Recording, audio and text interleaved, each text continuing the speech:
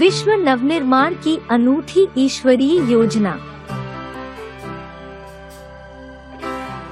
सहज राजयोग।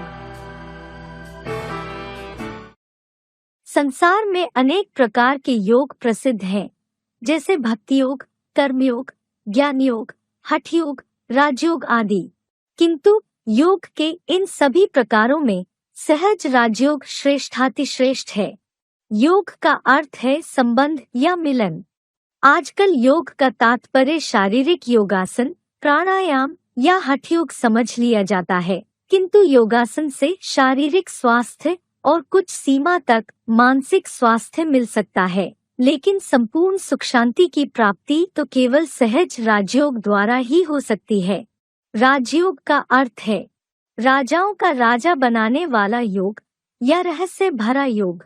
मनुष्यात्माएं कई जन्मों से देहाभिमान के दलदल में फंसकर विनाशी देहधारियों से योग लगाती आई हैं, किंतु जैसे तांबे वाले दो तारों को जोड़ने से उसमें बिजली प्रवाहित होती है, परंतु देहभान की रबड़ चढ़े हुए तांबे के तारों से बिजली का करंट नहीं लगता। उसी प्रकार देहाभिमानी देहधारियों से संबंध रखने पर अविनाशी सुख शांति की प्राप्ति नहीं हो सकती।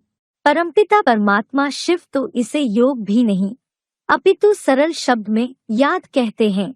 याद करना एक हार्दिक, स्वाभाविक, सरल एवं निरंतर प्रक्रिया है, जबकि योग से किसी विशेष प्रयास का बोध होता है। जैसे परमपिता परमात्मा शरीर में रहते हुए भी उसके भान से न्यारे हैं, अर्थात विदेही रहते हैं, उसी प्रकार हमें भी स्वयं को अविनाशी आत्मा, न कि प्रकृति के 5 तत्वों से बना देह समझकर प्रजापिता ब्रह्मा के द्वारा परमपिता परमात्मा को याद करना है। हमारी दृष्टि में शिव बाबा रहना चाहिए, मात्र शव अर्थात देह नहीं। अतः भगवान को ना तो सिर्फ साकार रूप में, ना तो सिर्फ निराकार रूप में, बल्कि भली भांति पहचान कर साकार अर्जुन आदम शरीर में प्रविष्ट निराकार को याद करना है। यही है सच्चा राजयोग। मन, वचन एवं कर्म की पवित्रता, परमपिता परमात्मा से सच्चा स्नेह, दिव्य गुणों की धारणा, ईश्वरीय ज्ञान, शुद्ध अन्न तथा सच्चे ब्राह्मणों का संग करने पर आत्मा देहाभिमान द्वारा उत्पन्न 5 विकारों अर्थात काम, क्रोध, लोभ, मोह, अहंकार से मुक्ति पाकर अपने मूल स्वरूप अर्थात सर्वगुण संपन्न स्वरूप में स्थित हो सकती है।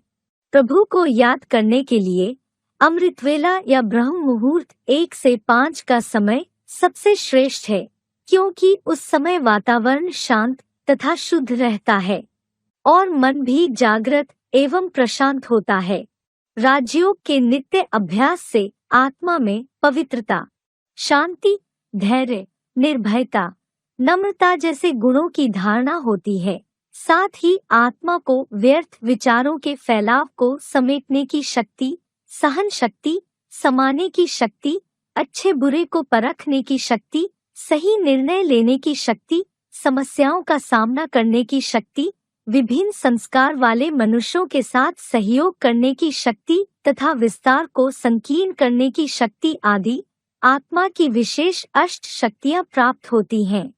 राजयोग के निरंतर एवं दृढ़ अभ्यास से आत्मा अपने आदि, मध्य एवं अंत की कहानी को तथा इस विश्व में अपने अद्वितीय अनेक जन्मों के पाठ को जान सकती है और अपने घर बैठे विश्व की आत्माओं को भी शांति एवं सुख का दान दे सकती है। इस प्रकार हम स्व परिवर्तन के साथ साथ विश्व परिवर्तन भी कर सकते हैं।